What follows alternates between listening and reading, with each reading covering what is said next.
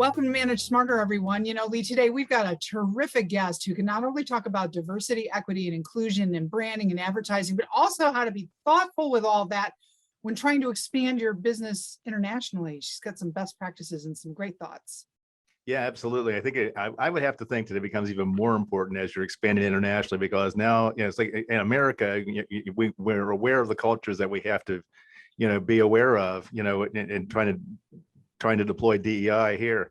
But internationally, you've got a whole wealth of other cultures and you have to be considered of as well. And I can't wait to crack into this topic. Me neither. So my name is Audrey Strong. I'm the Vice President of Communications at SalesFuel. And I'm C. Lee Smith. I am the President and CEO of SalesFuel. I have a frog in my throat, but Leslie Short is at our microphones. Leslie, thank you for coming today. We sure appreciate it. Thank you. I appreciate the invite. So for those of you who don't know Leslie, you need to know her. She is founder of the Cavu Group and the author of Expand Beyond Your Current Culture. She has an accomplished background that includes running marketing and PR for FUBU, serving as Corporate Operating Strategist for Blueprint Plus Company, and starting several successful international businesses. She's been developing multicultural mosaic marketing and programming all the way back to '98. And in her book, Expand Beyond Your Current Culture, she offers tips on how to think differently about diversity and inclusion to achieve a sustainable, diverse, and inclusive workplace. You have said in some of your content, don't just do the checklist. Oh, I'm done now. This is like a long-term thing you need to implement. It's a lifestyle change, as we say in fitness, right? It's a commitment. Yeah. A huge commitment. She's also a fellow podcaster with her show named Visibility Unlimited, and you can see that video version on the YouTube channel of the Cavu Group. So Leslie, I start on this. What are you seeing currently? Let's do a snapshot. It's October 2021. We're recording this. How are we doing on the DEI? I saw some things where you said, people are saying they're going to implement it, and a year later they're calling me saying I haven't done anything. Mm-hmm. Yeah, that's where we are, unfortunately. And not with everyone. Look, like everything, this is a journey. And so what is your commitment, your accountability, and your responsibility at this point? And so for some, they have gotten it. And they have made that commitment. They've taken the responsibility to implement not only the right people, but the right policies, but actually shift and change and understand that they're dealing with people. Others jumped on the bandwagon as a trend and was like, yeah, pick me, because their colleagues were yelling, pick me. And then they realized, you will hear the phrase in DEI, you must do the work. Mm-hmm. They realized you must do the work. Woo, I'll act like I'm back in Japan. So that's nay. That means I don't know. This is hard. How do we do this? And so we are still at this point, people going, I don't know how to do this. Yeah, I think the frustration for me, Leslie, because I've been around a little while, is like it just seems like history is repeating itself again. It's like, and after the murder of George Floyd, everyone was all up in arms about this topic, and everyone was acting all serious about it. But it's like I always just had this doubt in the back of my mind. I said, okay, yeah, let's see what happens a year or two from now and see if this stuff actually gets done this time. And here we are. Right. And I've been working with clients that was supposed to be 4-month contracts that a year and a half later, we're still working together. Because they understand that it doesn't finish. There isn't the checklist. And I always, when people ask me for that checklist, I go, well, if I knew that, I would be sitting under palm trees having this conversation, because I would not be working as hard as I am to say you have to do the work. You have to be committed to understand that it's not about you. Yeah. I was reading Adweek and Insider.com for show prep. And in terms of company positioning and branding and marketing, and then trying to expand internationally, one of the things that people have been saying is they want to do this all in a way that's very thoughtful, but not driven by the headlines and driven by the ongoing tragedies, and to somehow separate off the DEI program that they're implementing to have it be a standalone and not third rail. That's at least what some people are saying. Falling off my chair without falling off my chair. Yeah. What do you think about that discussion? I think they are unbelievably 100% wrong, and I need them to call me immediately. DEI, number one, is not a program. Diversity, equity, inclusion is not a program, is not an execution. It needs to be part of the foundation of any company. If it's not part of the foundation that you care, then what is it? It's not a standalone. How do you tell people that don't look like you, sound like you, and walk like you, go stand over there? That's segregation within inclusion. And yes, I said it's segregation within inclusion. You cannot do that, nor should you do that. Yet that's the easy fallout for companies to say, look, we're doing that over there, but your employees work here. So what is that saying to them? You want them to be committed to you, but you won't be committed to their humanity? How do you get the, so diversity and inclusion is like, how do you get the, the Asian folks, from, being only with the Asian folks and the Black folks only sitting at the, at their table and everything like that. And it's like, because we got to draw them in so that, we're all playing and working well together, not separately. Well, you have to create that culture of inclusion. If someone comes in and they immediately see, or even in an interview, right? You say to me, oh, Leslie, you're going to love Tyrone and you're going to love Cynthia. And I look over, and Tyrone and Cynthia are the only two Black people sitting there. I already know that your mindset is not one of inclusion, because you automatically think I'm just, because we're all the same color, we're going to get along. No. And it's just like building these ERG, little groups. We're going to have the Black folks over there and the Hispanic folks over there and the Asian folks over there. I don't need to sit across the table to another Black folks and tell me what their issue is. We already know the issues. Who's the conduit between the diversity of group, which is also disabilities, is also LGBTQ plus? Who's the person that understands the issues or concerns and is going back to leadership to have that discussion? If you separate, that's why I always say it's segregation within inclusion, and be like, oh, look, we got groups. Most of those groups, what are you doing?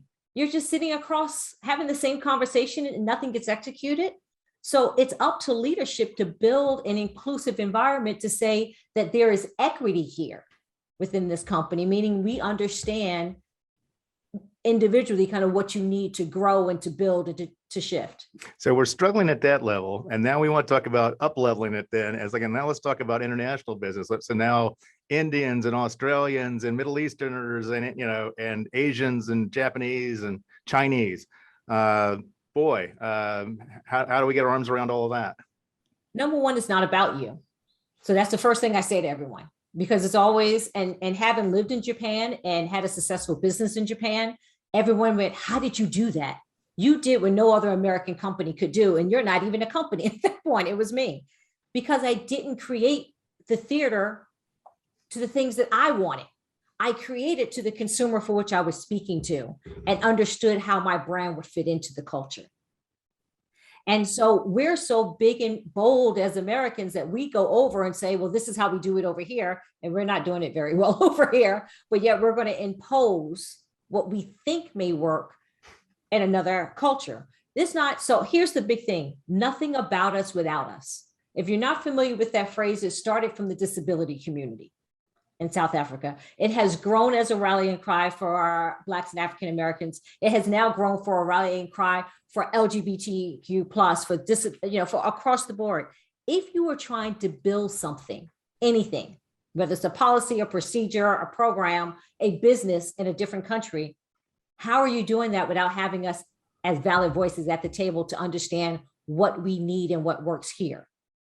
And then how do you take your brand and value it there? And to flip something you just said earlier, which is it's not over here, it's over there. Right. So, right. So what are some of the leadership skills that our audience might want to be mindful of? Like, hey, I'm lacking in this skill set. I need to bone up to be able to actively listen and plug in and have an understanding like you did in Japan. What should they be pursuing in terms of professional development to make them succeed more within the space? One, they need to find someone that they honestly trust and click with, that can be that sounding board for them. I work with a lot of CEOs as a sounding board. Like, I'm an exterior person, so I'm not looking for a raise. I'm not jockeying for a position. I'm honestly going to say you missed the mark on that. Or did you hear what they said? They said they didn't need it, but they said it in a nicer way. But you kept going saying, but this is what we're giving you. And I can pull that back and we can take the layers down. So you need to have someone that's listening also with a different ear than you, that's going to be honest with you to say, have you thought about, have you bought in, can we call, I have this resource for you, and not be so bold of a leader to think you can lead without having all the knowledge. Having somebody can call you on your bullshit in a respectful way is a huge asset. That's what it really is, because we get to a certain level as leaders that we also, the perception of having to know everything starts to play on us. The title starts to play.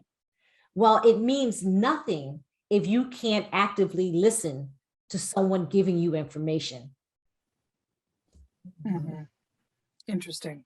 What are some of the tips you have after being in Europe for 10 years, expanding over there at this current time, and being cautious about, I haven't done any homework on that. Would be interested to hear what kind of you see is going on right now. So the approach to diversity, equity, inclusion is very different in Europe and in Asia. They're focusing a bit more on gender and disabilities.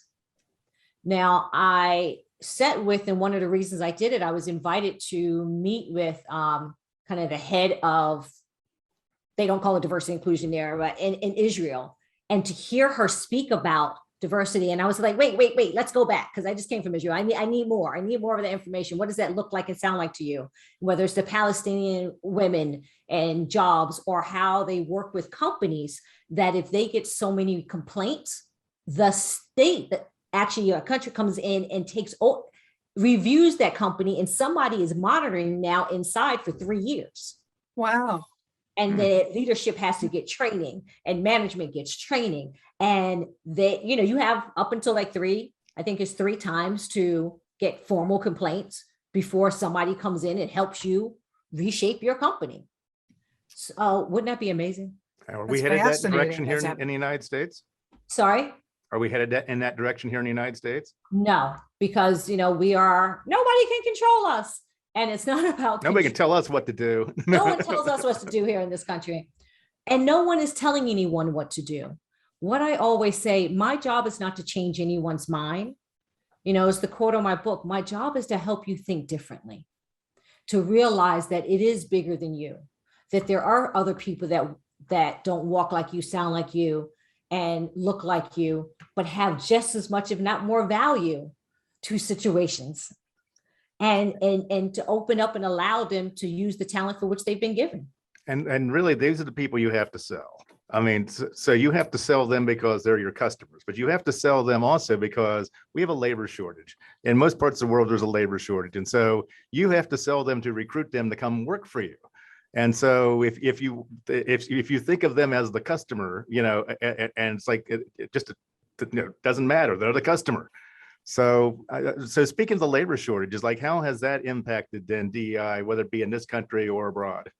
It's been interesting on both sides, because I've also been tasked to help some companies recruit, because that old saying, you can't find diverse candidates, and I call BS on that. And so I'm like, then hire me, but I'm like, you're going to get a true diverse. I'm not just bringing you Black candidates, because I'm the first person to say, stop hiring Black folks. Stop hiring people of color. Stop hiring LGBTQ. Stop hiring women if you're not prepared internally, culturally, to understand what inclusive looks like. If you're not ready to give equity, not only money, but equity, the understanding on how someone gets promoted and how someone moves through the company, then don't hire anyone. So I work with leadership, and the same time I'm working with candidates. And I say to leadership, be clear. Candidates are also interviewing you for what type of culture you have set before they walk in, because many of them said, we've had a horrible experience and we don't want to keep jumping.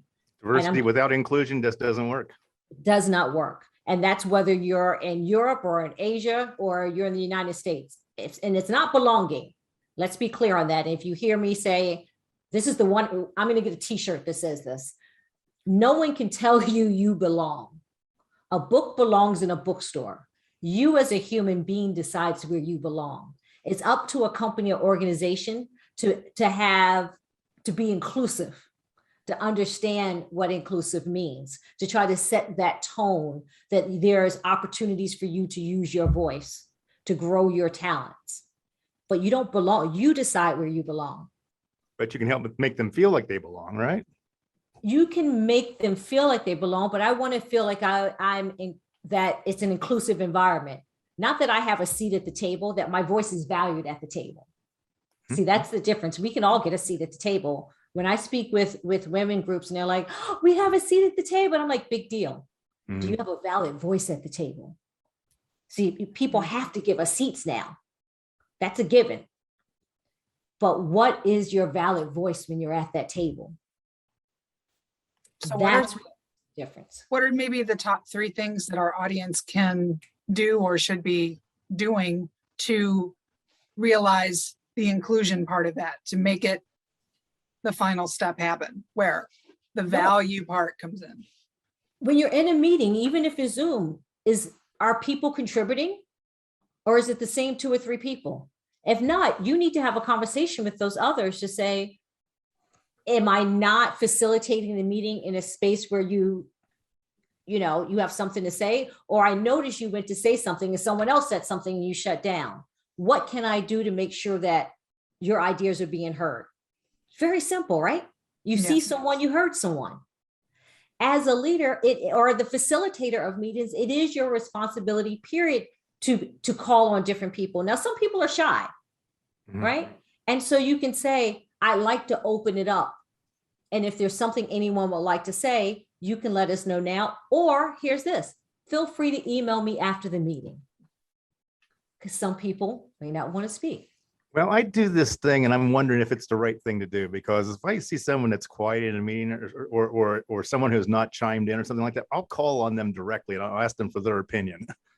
And it's like, so if they're shy or they're being introverted or, don't feel like they have anything that they want to offer or something like that, am I putting them on the spot in the spirit of trying to include them in the meeting? Yes. Okay. Yes. Because you should know, as a leader, have an idea of your employees' personalities. And so that would be a conversation that I would have with them. Like, listen, I didn't mean to put you on the spot, but I do think you have some great ideas, or I'd love to hear your input in this. If you don't feel comfortable in the meeting, do me a favor, shoot me that email with what you're thinking, and I'll even read it in the next meeting, and to make sure that your voice is being heard within the group. It takes 2 minutes of our time to step back and say, how can I make sure that I'm getting the best of this person without me deciding what the best for them is?